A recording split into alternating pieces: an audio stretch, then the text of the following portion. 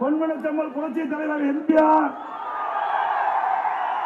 இதே புரட்சி தலைவி அம்மா இருவரும் தெய்வங்களை வணங்கி பல்வேறு பொறுப்புகளை வைக்கின்ற நிர்வாகிகளே, கழக உடன் பொறுப்புகளே, கூட்டணி கட்சி நிர்வாகிகளே, தொண்டர்களே, பொதுமக்களே, விவசாயிகளே, விவசாய தொழிலாளிகளே, பெரியவர்களே, தாய்மார்களே, பத்திரிகையாளர்களே, ஊடகங்களே, அத்தனை பேருக்கும் என்னுடைய முதற்க நன்றி கலந்த வணக்கம். இங்கே விடாம மழை பெய்தாலும் தொடர்ந்து இங்கேயே இருந்து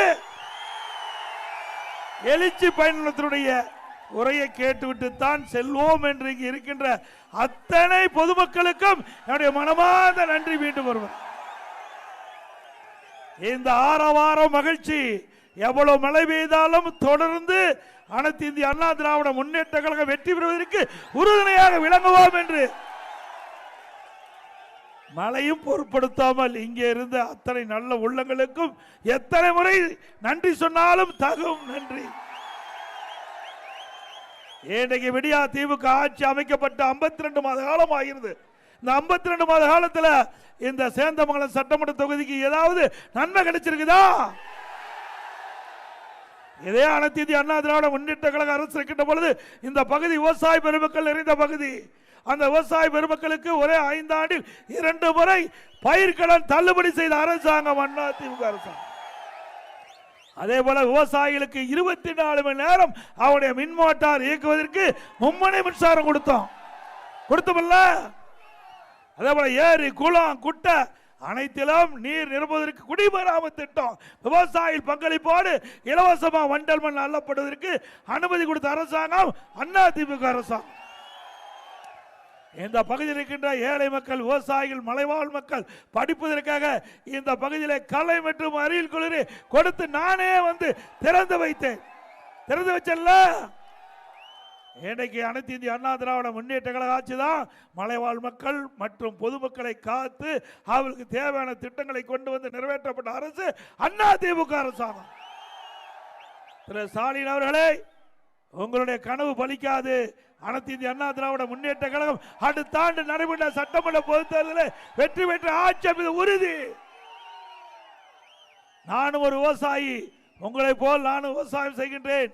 அருமை சகோதரர் தங்கமணி அவர்களும் பிரபு அவர்களும் அண்ணன் KP ராமலிங்கம் அவர்களும் விவசாயி. விவசாயத்தில் இருக்கின்ற கஷ்ட நஷ்ட துன்பம் துயரம் வேதனை அத்தனையும் அனுமதியாக நான் அனுபவித்தேன். ஆகவேதான் விவசாயத்திற்கு முன்னுரிமை கொடுத்துக் கொடுக்கின்றேன். இரவென்றும் பகலென்றும் பாராமல் விவசாய தொழிலாளி ரத்தத்தை மண்ணிலே வேர்வை சிந்தி உழைக்கின்ற அந்த விவசாய தொழிலாளிக்கும் அண்ணா திமுக ஆட்சியில் எண்ணற்ற நன்மைகள் கொடுக்கப்படும் என்பதை இந்த நேரத்தில் தெரிவிக்கிறேன்.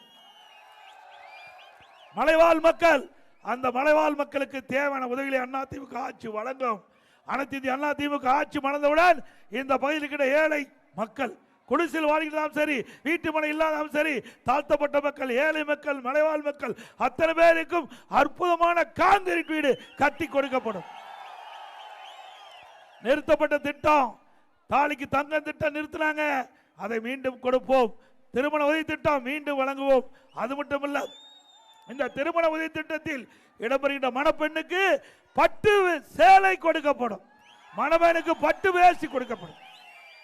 ஒவ்வொரு தீபாவளி வருகின்ற பொழுதும் எல்லா நம்முடைய தாய்மார்களுக்கு, சகோதரிகளுக்கு அருமையான சேலை வழங்கப்படும். அது மட்டுமல்ல, நம்முடைய அரசு பள்ளியில் படிக்கின்ற மாணவ செல்வங்கள் திறமையான மாணவர்களாக உருவாக்க வேண்டுவதற்காக அம்மா கொண்டு வந்த திட்டம் லேப்டாப், அதை இந்த அரசு நிறுத்தப்பட்டது. மீண்டும் அண்ணா திமுக ஆட்சி பண்ணதுடன் நிறுத்தப்பட்ட அந்த லேப்டாப் அரசு பள்ளியில் படிக்கின்ற மாணவர்களுக்கு வழங்கப்படும். அதோட இன்றைக்கு கிராமத்திலிருந்து நகர வரை அரசு பள்ளியில் படிக்கின்ற மாணவர், ஏழை மாணவர்கள், அந்த ஏழை மாணவருடைய கனவு அவர்கள் மருத்துவராக வேண்டும். அதற்காக அனைத்து இந்திய அண்ணா திராவிட முன்னேற்ற கழக அரசு 7.5% உள் இடஒதுக்கீடை கொண்டு வந்து சட்டம் இயற்றப்பட்டு அமுல்படுத்தப்பட்டு இன்றைய தினம் 2818 பேர் இந்த திட்டத்தின் மூலமாக மருத்துவக் கல்வி கிடைத்திருக்குது. இது அண்ணா திமுக ஆட்சியுடைய சாதனை. இந்த இடஒதுக்கீட்டில் இடம் கிடைத்தவர்கள் ஏழை மாணவர்கள், அவர்களுக்கு மருத்துவ கல்வி கட்டணம் செலுத்த முடியாது. அதற்காக அண்ணா திமுக அரசாங்கமே அந்த மருத்துவ கல்வி கட்டணத்தை செலுத்தி அந்த மாணவனுக்கு தகுந்த மருத்துவ கல்வி கொடுத்த அரசு அண்ணா திமுக அரசாங்கம். அம்மா இருசக்கர வாகனம் நம்முடைய சகோதரிகள் குறிப்பிட்ட நேரத்துக்கு வேலைக்கு போகணும், வேலை முடிஞ்சு வீடுகள் போகணும். அம்மா அவர்கள் அறிவித்தார்கள், அம்மா மறைந்தவர்கள் அம்மாவுடைய அரசு இந்த அம்மா இருசக்கர வாகனம் ஒவ்வொரு அம்மா இருசக்கர வாகனம் வாங்குறதுக்கு 25,000 மானியம் இந்த அரசு நிறுத்தப்பட்டு விட்டது. மீண்டும் அதிமுக ஆட்சிக்கு வந்தா அம்மா இருசக்கர வாகனம் நம்முடைய சகோதரிகளுக்கு வழங்கப்படும். அது மட்டும் இல்ல, அனைத்து இந்திய அண்ணா திராவிட முன்னேற்ற கழக அரசு கொரோனா காலம், ஒரு வருஷம் மக்களுக்கு வேலை வாய்ப்பு இல்லை. ரேஷன் கடையில் 12 மாதம் விலையில்லா அரிசி, விலையில்லா சக்கரை, விலையில்லா எண்ணெய் கொடுத்த அரசு அதிமுக அரசு கொடுத்தோம்ல. குடும்பத்துக்கு 1000 ரூபாய் கொடுத்தோம். அதே வேளையில் தைப்பொங்கல் என்று எல்லா இல்லங்களையும் தைப்பொங்கல் பொங்க வேண்டும் என்பதற்காக ஒவ்வொரு குடும்பத்துக்கு 2500 ரூபாய் கொடுத்த அரசு, பொங்கல் பரிசு கொடுத்த அரசு. அதே நேரத்தில் பள்ளிகள் மூடப்பட்டது, கல்லூரிகள் மூடப்பட்டது, மாணவர்கள் மன உளைச்சல் இருந்தாங்க. ஓராண்டு வீணாகிவிட்டதே என்று மன உளைச்சல் இருந்த அந்த மாணவ செல்வங்களுக்கு ஆறுதல் கிடைக்கின்ற விதமாக அரசு பள்ளியில் படிக்கின்ற மாணவர்களுக்கு ஆல் பாஸ் போட்டு கொடுத்தோம். கல்லூரி மாணவர்களுக்கு ஆன்லைன் வகுப்பு, ஆன்லைன்லேயே தேர்வு, நல்லா படிச்சு தேர்வு எழுதி பட்டப்படிப்பு பட்டம் பெற்றாங்க. இது அதிமுக ஆட்சியுடைய சாதனை. ஆகவே அனைத்து இந்திய அண்ணா திராவிட முன்னேற்ற கழகம் அடுத்த ஆண்டு நடைபெற்ற சட்டமன்ற தேர்தலில் அனைத்து இந்திய அண்ணா திராவிட முன்னேற்ற கழக சார்பாக நிறுத்தப்படுகின்ற வேட்பாளருக்கு 2 லட்சத்தில் வாக்களித்து வெற்றி பெற்று இந்த ஆட்சியில மக்களுக்கு எந்த நன்மையும் கிடைக்கல. ஆனா அதிமுக ஆட்சியில விலைவாசி உயர்ந்தது.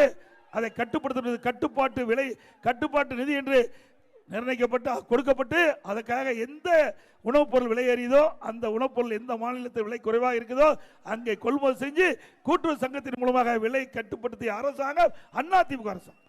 திமுக ஆட்சியில் உணவுப் பொருள் விலை விண்ணை முட்டுகின்ற அளவுக்கு உயர்ந்து போச்சு. அரிசி விலை உயர்ந்தாச்சு, பருப்பு விலை உயர்ந்தாச்சு, எண்ணெய் விலை உயர்ந்தாச்சு. மக்களுக்கு வாழ முடியாத சூழ்நிலை. அப்படிப்பட்ட ஆட்சி தொடர வேண்டுமா? எங்க பார்த்தாலும் போதைப் பொருள் விற்பனை, சட்ட ஒழுங்கு அடியோடு சீர்கட்டு விட்டது. மக்களுக்கு பாதுகாப்பு இல்ல, சிறுமிக்கு பாதுகாப்பு இல்ல, நம்முடைய பாட்டி அம்மாவுக்கும் பாதுகாப்பு இல்ல. அப்படி அவள ஆட்சி தேவையா? தமிழகத்தில் சட்டத்தின் ஆட்சி அடுத்த ஆண்டு நடைபெற்ற தேர்தலில் வெற்றி பெற்று உங்களுக்கு அதிமுக அரசு வழங்கும் என்பதை நேரத்தில் தெரிவிக்கிறேன். தமிழகத்தில் போதைப் பொருள் இல்லாத ஒரு மாநிலமாக உருவாக்க அனைத்து இந்திய அண்ணா திராவிட முன்னேற்ற கழக அரசு வெற்றி பெற நீங்கள் துணைநிற்க வேண்டும். இன்றைக்கு ஏழை மக்கள் அவருடைய நிலை அறிந்து இந்த அரசாங்கம் எந்த திட்டத்தையும் கொண்டு வரல. ஏதாவது கொண்டாந்துருக்காங்களா? இன்னைக்கு அம்மா இருக்கின்ற பொழுது காலனி, நம்முடைய குழந்தைகளுக்கு காலனி, சீருடை, விலையில்லா புத்தகம், பள்ளிக்கு போறதுக்கு சைக்கிள், மடிக்கணி எல்லாம் கொடுத்து குழந்தைகளை பெறாதாய் புரட்சி தலைவி அம்மா தன் குழந்தை போல பாவித்து நம்முடைய குழந்தைகளுக்கு கல்வரி கொடுத்த தலை புரட்சி தலைவி. அதிமுக ஆட்சியில் தான் அதிகமாக ஆரம்ப பள்ளி திறந்தோம். அதை அப்கிரேடு, அதை தரம் உயர்த்தப்பட்டு நடுநிலைப்பள்ளி தரம் உயர்த்தப்பட்டு உயர்நிலைப்பள்ளி தரம் உயர்த்தப்பட்டு மேல்நிலைப்பள்ளி, கல்லூரி, இப்படி நிறைய திறந்ததின் விளைவு இந்தியாவிலே கல்வி கற்போர் அதிகமாக இருக்கின்ற மாநிலம் தமிழ்நாடு. ஒரே ஆண்டில் 11 அரசு மருத்துவக் கல்லூரி மருத்துவமனை நாமக்கல்ல கொண்டாந்தோம். இன்றைக்கு இந்த நாமக்கல் மாவட்டத்தில் இருக்கிற 6 சட்டமன்ற தொகுதியில் இருக்கின்ற ஏழை மக்கள் அவளுக்கு உயரிய அறுவை சிகிச்சை செய்யக்கூடிய அளவிற்கு அற்புதமான அரசு மருத்துவமனை மருத்துவக் கல்லூரி திறந்திருக்கிறோம். அதுல ஏதாவது நம்ம நோயாய்ப்பட்டா தீவிர சிகிச்சை பிரிவில் சேர்க்கப்பட்டு நமக்கு நல்ல உடல் பரிசோதனை செய்யப்பட்டு நமக்கு தேவையான உயர்தர சிகிச்சை செய்யக்கூடிய அளவிற்கு அரசு மருத்துவக் கல்லூரி மருத்துவமனை அமைக்கப்பட்ட அரசாங்கம் அதிமுக அரசாங்கம். அதே போல சட்டக்கல்லூரி, நாமக்கல்லே சட்டக்கல்லூரி கொண்டாந்ததும் அதிமுக ஆட்சியிலே. சிந்திச்சு பாருங்க, இந்த ஆட்சியில கொண்டாந்தாங்களா? கூட்டு குடி திட்டத்தை கொண்டு வந்து மக்களுக்கு தடையில்லாம பாதுகாக்கப்பட்ட குடிநீர் வழங்கியதும் அதிமுக ஆட்சி. நல்ல சாலை, நல்ல பாலம், என்னென்ன கேட்டீங்களோ அத்தனையும் கொடுத்தோம். 2011க்கு முந்தி எப்படி ஆட்சி இருந்தது திமுக ஆட்சி? 2011 2020 வரைக்கும் அனைத்து இந்திய அண்ணா திராவிட முன்னேற்ற கழக ஆட்சி எப்படி இருந்தது? 2021 2025 வரை இன்னைக்கு திராவிட முன்னேற்ற கழக ஆட்சி எப்படி இருந்தது என்பதை சீர்தூக்கி பாருங்கள். அண்ணா திமுக ஆட்சி ஒரு பொற்கால ஆட்சி என்று மக்கள் பாராட்டுகின்ற அளவுக்கு ஆட்சி கொடுத்து, திமுக ஆட்சி அவல ஆட்சி. இன்றைக்கு இந்த ஆட்சியில மக்களுக்கு நன்மையும் கிடைக்கல, மக்களுக்கு பாதுகாப்பும் இல்லை.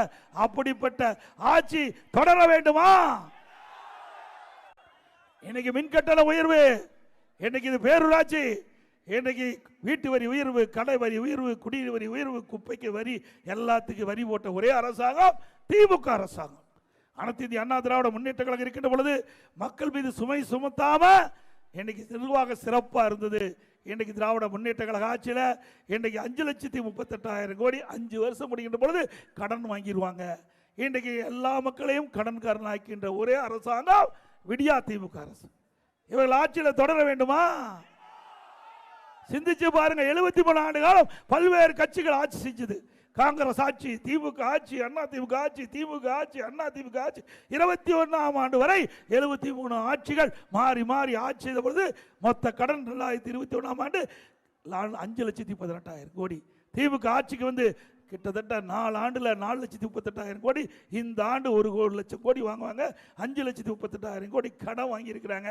இப்படி நாட்டு மக்களை கடனாக்கிய அரசு தொடர வேண்டுமா? இந்த கடன்லாம் நீங்க தாங்க கட்டணும். ஏதோ நான் வந்துட்டு போறேன் பேசிட்டு போறேன்னு நினைக்காதீங்க. இப்போ 5,38,000 கோடி உங்க தலையில தான் வந்து வெடி போகுது. என் தலை மேல, உங்க தலை மேல, எல்லா தலைமையிலையும் இதை பிரிச்சு தான் வேணும். எப்படின்னா வரி போடுவோம். வரி போட்டுதால கடனை திருப்பி கட்ட முடியும். நீங்க ஒரு 2 வீலர் வாங்குறீங்க, 2 மாசம் டியூ கட்டலைன்னா வண்டி எடுத்துட்டு போயிடுவாங்கல்ல. வீட்டு கடன் வாங்குறீங்க பேங்க்ல, 4 மாசம் டியூ கட்டல சீல் வச்சிருவாங்க. அப்படித்தான் அரசாங்கமும் வேறு இடத்துல இருந்து கடன் வாங்கினா முறையா செலுத்தலாம் நடவடிக்கை எடுப்பாங்க. அதற்காக இருக்கின்ற அரசாங்கம், திமுக அரசாங்கம் தொடர்ந்தா மக்கள் மீது இருக்கின்ற வரி மேலும் கூடுதலாக்கி மக்களை அன்னக்காவடி ஆக்கிடுவாங்க. இப்படிப்பட்ட அரசாங்கம் தொடர வேண்டுமா? இந்த ஆட்சியில் என்ன கொண்டாந்துருக்கிறாங்க? வேலை வாய்ப்பு கிடைச்சிருக்குதா? இன்றைக்கு முதலமைச்சர் பேசுறார், ஜெர்மன் போகும்போது பேட்டி கொடுக்கிறார், பச்சை பொய். இன்னைக்கு 932 புரிந்துணர்வு ஒப்பந்தம் போட்டதாகவும், திராவிட முன்னேற்ற கழக 10 ஆண்டு காலத்தில் 932 புரிந்துணர்வு ஒப்பந்தம் போட்டு 10,50,000 கோடி தொழில் முதலீடு ஈர்க்கப்பட்டு 77 புரிந்துணர்வு ஒப்பந்தங்கள் நிறைவேற்றப்பட்டு 32 லட்சம் பேருக்கு வேலை கிடைச்சிருக்கு சொன்னாங்க. சேந்தமங்கலத்தில் வேலை கிடைச்சிருக்குதா? பொய் தானே. ஒரு முதலமைச்சர் பச்சை பொய்ய சொல்லி நாட்டு மக்களை ஏமாற்றுகின்ற முதலமைச்சருக்கு அடுத்த ஆண்டு நடைபெற்ற சட்டமன்ற தேர்தலில் தகுந்த தண்டனை கொடுப்பீங்களா? அத்தனை பொய், வாய் திறந்தால் பொய். தேர்தல் நேரத்தில் 2021 சட்டமன்ற பொது தேர்தலில் 525 அறிவிப்புகள் திமுக சார்பாக வெளியிட்டார் இன்றைய முதலமைச்சர், அன்றைக்கு எதிர்க்கட்சி தலைவர் இருக்கும்போது. முக்கியமான அறிவிப்பு, கிராமத்திலே 100 நாள் வேலை திட்டம். அதுல அந்த 100 நாள் வேலை திட்டத்தை 150 நாளா உயர்த்தினாங்களாமா? பொய் தானே. அதே போல மாசம் மாசம் கேஸ் சிலிண்டர் 100 ரூபாய் மானியம் கொடுக்கறாங்களா? கொடுத்தாங்களா?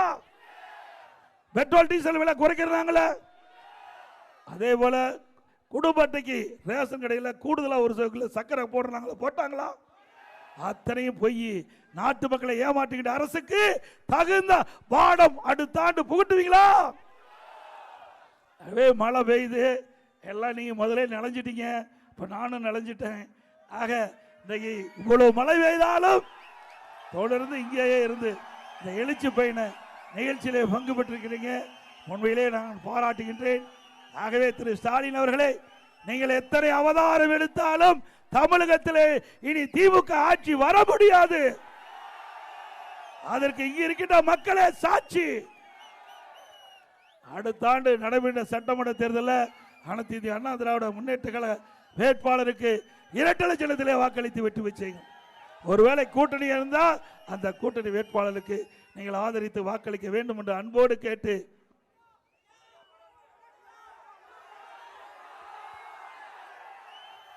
மக்களை காப்போம், தமிழகத்தை மீட்போம். மக்களை தமிழகத்தை